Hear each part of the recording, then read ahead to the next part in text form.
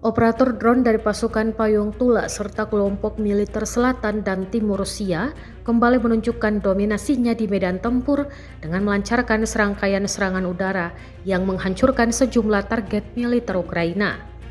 Dalam rekaman yang diunggah di Telegram Senin 4 Agustus 2025, tampak satu persatu drone Rusia menghantam fasilitas militer, kendaraan lapis baja dan personel Ukraina di beberapa sektor garis depan.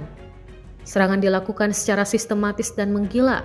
Drone-drone menyerang dengan akurasi tinggi, memicu ledakan dahsyat di tiap target yang disasar. Beberapa kendaraan tempur Ukraina dilaporkan hancur total dan posisi pertahanan Ukraina luluh lantak oleh serangan beruntun. Kelompok militer selatan dan timur yang terlibat dalam operasi ini dikenal memiliki pengalaman tempur tinggi dalam pengoperasian UAV. Dan dalam aksi terbaru ini, kembali memperlihatkan keunggulan teknis dan taktis mereka di medan perang. Hingga saat ini, belum ada tanggapan resmi dari pihak Ukraina terkait kerugian akibat serangan drone tersebut.